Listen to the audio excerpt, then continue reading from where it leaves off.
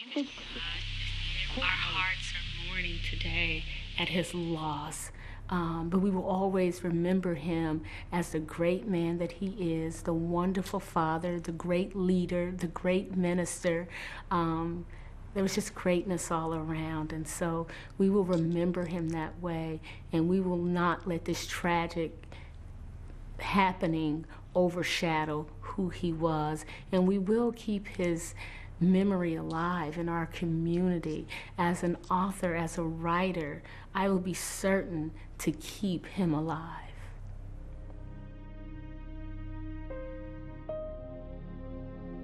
I had grown to a place where I actually believed that in my lifetime we could see an African American as president. And though there was always that fear in the back of our minds, that today that fear has been realized. And so I'm sad today when I hear of the assassination of the Reverend Franklin Kennedy. And so may it be. My life may be taken. But would it be taken out of vain? No. 1,000 lives that would be changed, whether I make it or not. But someone out there will have a better life because they believe in something. And what they believe in? Not me. No. They believe in themselves. Believing in me is nothing. I'm just a tool. I'm a guy with a key, open the door, and you walking free. That's what they believe in. That's what they found. So what, you believe in me? What's believing in me? I'm just a man. That's it. I can't change nothing, but I can show you some ideals that better your life and the life around you. And by doing that, your life changes and my life changes. And that's my legacy I want to leave behind, whether it be a year from now or 20 years from now. But that's my legacy I want to leave. Everybody respected him. He was like somebody that was a damn idol. He was an idol. I mean, he gave black students, the ones that our generation now, he gave us hope and shit. He made us think that, you know, everything could get better in the world, but then again, then some white motherfucker come and gonna kill him off, you know what I'm saying? That just brought us down even harder because having Reverend Kennedy be from the Bay Area, be black, you know, like, be an independent party, it really was a change. And to see that he was so close to being in office, I was really excited and like empowered that some of the things that I have dreams for Oakland could happen. And we all feel robbed of something because he will not be president. It's something special about him being in the presidency. And I'm sure there will be other African Americans and other people of color who will run in the future, but I don't think we'll ever stop asking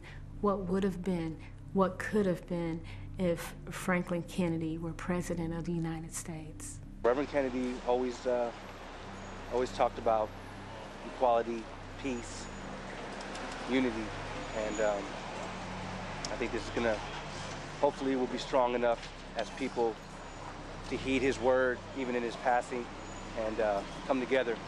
Because we know we live in a society that, you know, although we've come a long way with prejudice, people still don't want to see an African American in, you know, being the president of the United States. It's just something that most of the people can't handle, and Reverend Kennedy was going to be that person. So these people make these sacrifices, and they know what's the price for the sacrifices. Most of the time is death. You know what I mean? It don't matter. You know, it could be Martin Luther King, Malcolm X, first black president, Jesus Christ. You know, it doesn't matter. You know what I mean? They're gonna off you anyway. So, you know, if you're gonna die for something, you know, die like, you know, some of these men died, you know, for a cause. I don't know how many men or women are ready to just step up and say that I'm ready to die to be president. And so, you know, there's so many leaders historically who I believe knew what it meant to be a leader. What it meant to be a true leader means that really in your heart, you have to be ready to say, I'm ready to die to fulfill that capacity. Something's gotta give. God damn it, something's gotta give, because I'm sick and tired of great people in this country losing their life. Not only presidential candidates, good people, honest people, hardworking people, people who make a contribution to this country. Everyone needs to recognize how serious it is now. And with the assassination today of Reverend Kennedy, I hope that people will think about it more serious. When you kill great men like Dr. Martin Luther King, like John F. Kennedy, like the Reverend Franklin Kennedy, when you kill these men, you kill a certain part of our country, something that these men would bring to our country. And we can only imagine how much greater our country would be today if Martin Luther King were still alive.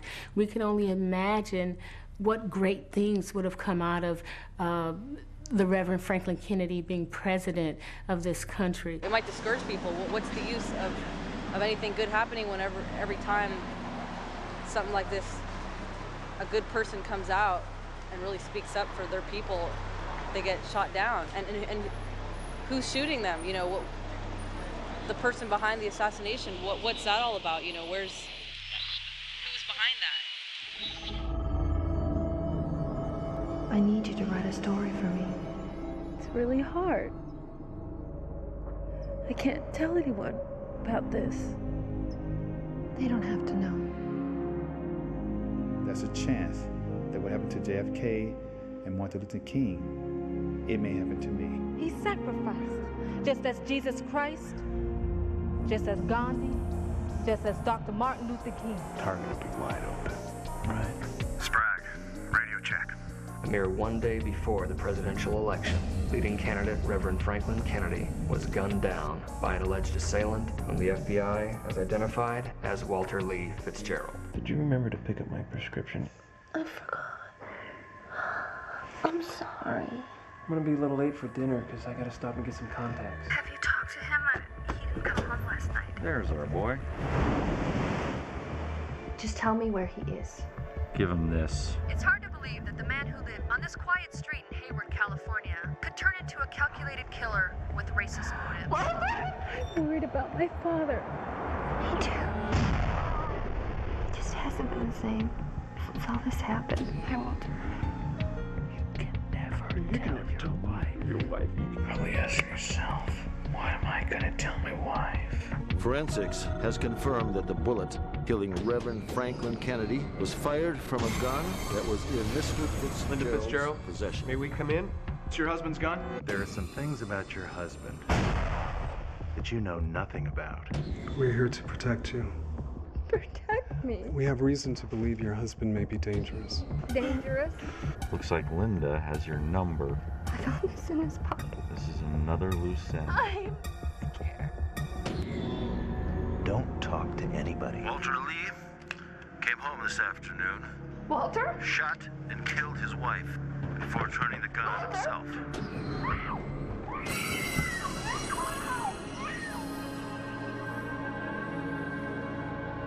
Why are you here?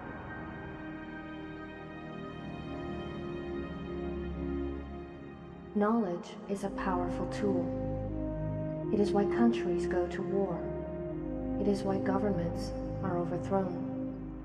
It is why great leaders fall. There are those who believe too much knowledge is a threat to the status quo. Therefore, it must be controlled or limited. Open your eyes.